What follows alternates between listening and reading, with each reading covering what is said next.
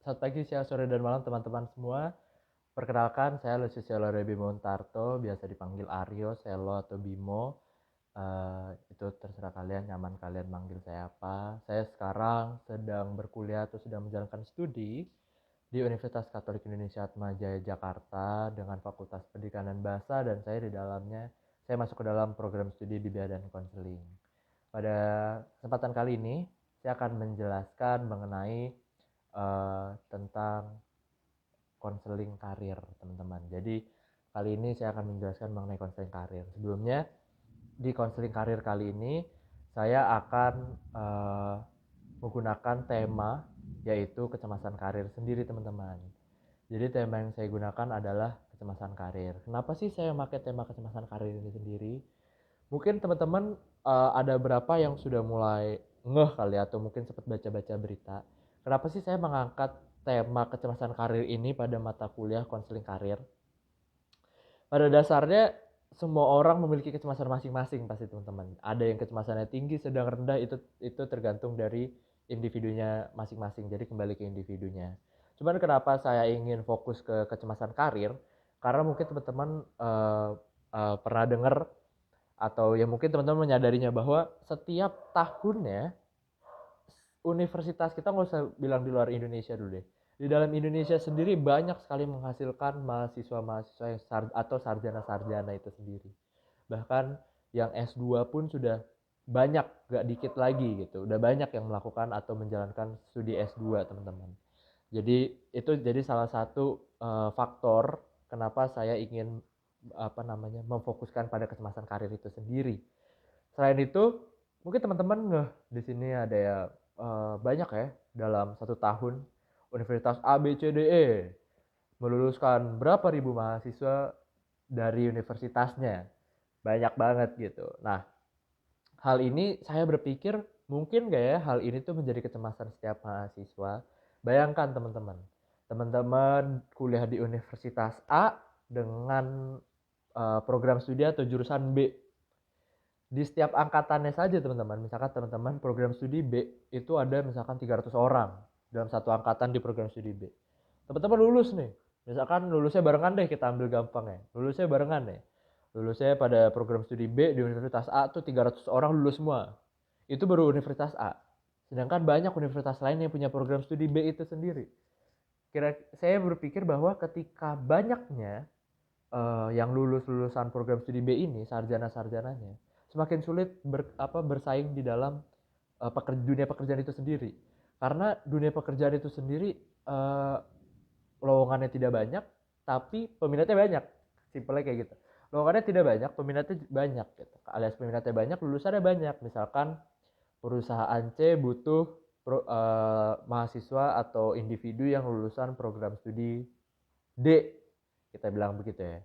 D ini juga udah banyak yang lulus. Sedangkan perusahaan C cuma butuh 4-5 orang gitu. Bayangin dari berapa puluh universitas yang meluluskan program studi D, terus hanya butuh 5 orang. Atau nanti ada yang bilang lah kan yang lain juga butuh kak. Oke lah butuh. Sebanyak-banyaknya butuh berapa sih? Dan menurut saya banyak individu yang memiliki nilai yang bagus juga di luar sana untuk menjadi tiket masuk bisa dibilang dalam untuk masuk dalam perusahaan, teman-teman. Karena ya kita nggak menutup tidak memungkiri bahwa masuk ke dalam perusahaan membutuhkan IPK yang nggak harus bagus-bagus banget, tapi minimal nilainya masuk ke dalam kualifikasi si perusahaan itu atau minimal perusahaan itu miliki gitu kan. Sedangkan menurut saya untuk mendapatkan IPK yang dibutuhkan perusahaan itu rata-rata setiap universitas sudah memiliki nilai yang sama. Misalkan 275, 3 kayak gitu-gitu. Itu hampir setiap universitas memiliki standar nilai yang sama. Jadi rata-rata mahasiswa yang lulus memiliki nilai yang kurang lebih range angkanya di sekitaran segitu.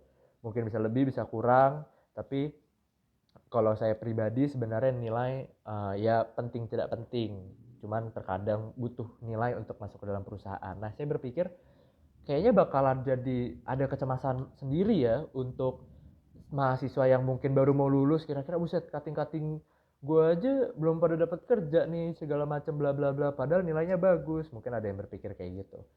ada juga mungkin yang berpikir kayak, duh gimana ya nilai gue kayaknya sama yang lain kalah nih, kayaknya gue susah dapat kerja segala macam karena perusahaannya butuh nilai yang gue nggak miliki nih, nilai gue misalkan cuma di angka berapa sedangkan perusahaannya butuhnya lebih dikit gitu kan. Itu juga jadi memiliki kecemasan masing-masing. Itu saya melihat kecemasan dari sisi banyaknya sarjana atau lulusan-lulusan yang melimpah lah bisa dibilang di Indonesia saat ini, bahkan di dunia. Adapun saya pernah membaca, eh,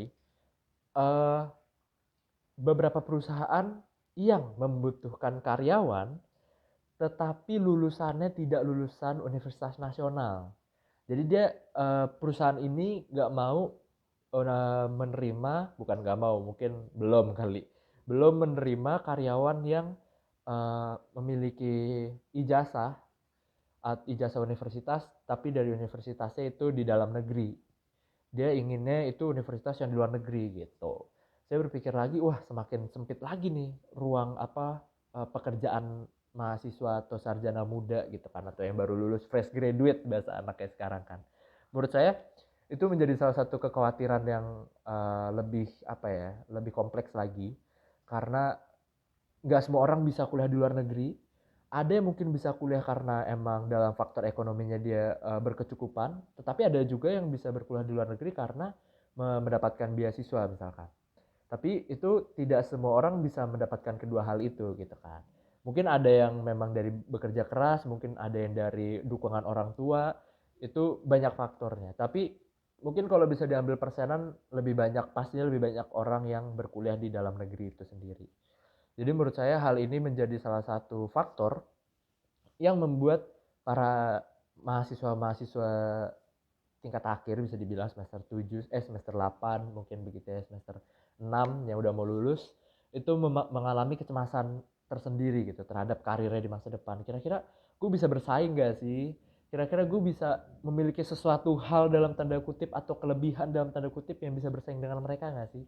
Itu menurut saya jadi concern yang menarik untuk saya, karena kecemasan karir ini gak sedikit yang dialami orang-orang, banyak yang mengalami. Nah, saya sendiri melakukan suatu penelitian di dalam fakultas saya. Jadi saya melakukan penelitian tentang kecemasan karir itu sendiri, dan saya membagi 3 klasifikasi. Ada klasifikasi tinggi, sedang, dan rendah. Dan mungkin nanti saya akan taruh gambar di sini. Nah, ya jadi akan saya jelaskan.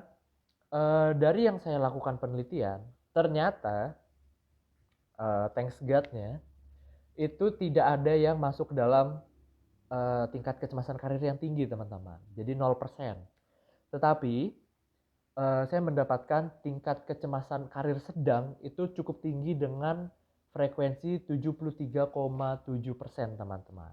Jadi thanks God-nya belum sampai ke kecemasan karir yang tinggi, tetapi sampainya ke kecemasan karir yang sedang. Nah, tapi ada juga yang memiliki kecemasan karir yang rendah. Saya mendapatkan di penelitian saya itu mendapatkan kecemasan karir yang rendah frekuensinya sebesar 26,3%, teman-teman. Jadi yang sedang tadi 73,7%, yang rendah 26,3%, teman-teman. Nah, dari hasil klasifikasi yang saya lakukan, saya membagi menjadi 3 tabel ya, yaitu rendah, tinggi, dan sedang. Itu saya melihat di penelitian saya memang banyak yang mengalami kecemasan karir yang sedang. Kebetulan yang mengisi respondennya penelitian saya itu angkatan 2018, yaitu semester 8. Jadi saya berfokus di semester 8 karena menurut saya mereka yang paling dekat terhadap kelulusan. Karena kalau nggak salah semester ini harusnya skripsi dan akan melakukan ujian sidang atau ujian skripsi. Jadi saya berfokus pada uh, anak-anak 2018.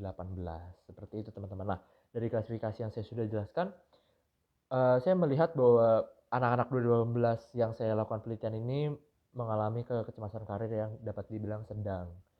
Tapi jangan dianggap remeh juga, teman-teman. Jangan, sedang, santai-santai aja. Nah, nanti malah takutnya dia bakal meningkat. Selain itu, saya juga melihat adanya komponen yang menurut saya berpengaruh sekali terhadap kecemasan karirnya. yaitu adalah komponen pelatihan pendidikan profesional. Jadi yang saya lihat komponen pelatihan pendidikan profesional ini mereka khawatir terhadap minat bakatnya apakah sesuai atau apa namanya keahlian yang dia miliki atau misalkan harapan karirnya itu cukup tinggi hasilnya dengan hasil skor rata-ratanya tuh kurang lebih 50,3 teman-teman. Jadi dalam komponen pelatihan pendidikan profesional ini responden saya yang saya dapati itu cukup tinggi di sini kekhawatirannya karena mereka takut tidak sesuai dengan harapan, mereka takut tidak sesuai dengan minat bakat, mereka juga takut tidak sesuai dengan keahlian yang mereka miliki. Jadi komponen ini cukup berpengaruh signifikan menurut saya. Seperti itu teman-teman. Dan kemungkinan saya akan melakukan suatu bimbingan kelompok teman-teman. Dan mungkin nanti bimbingan kelompoknya akan saya share juga. Saya akan bimbingan kelompok untuk mereduksi atau meredakan kecemasan karir yang dimilikinya, terutama pada komponen pelatihan pendidikan profesional dengan indikator-indikator tadi, minat bakat, keahlian yang dimiliki, dan harapan karir itu sendiri. Saya akan melakukan bimbingan kelompok dan nanti ya bimbingan kelompoknya kemungkinan akan di-share juga. Seperti itu teman-teman. Tadi tabel-tabelnya nanti akan saya kasih lihat lagi. Tadi ada tabel klasifikasi, terus ada tabel tentang distribusi skor rata-rata. Tapi nanti di akhir akan saya kasih lihat lagi supaya teman-teman bisa baca lebih detail lagi. Seperti itu. Mungkin segini dulu yang akan saya jelaskan. Mungkin nanti saya juga bisa share tentang bimbingan kelompok yang akan saya lakukan untuk mereduksi kecemasan karirnya. Dan semoga semua sehat. Terima kasih sudah menonton. Bye-bye.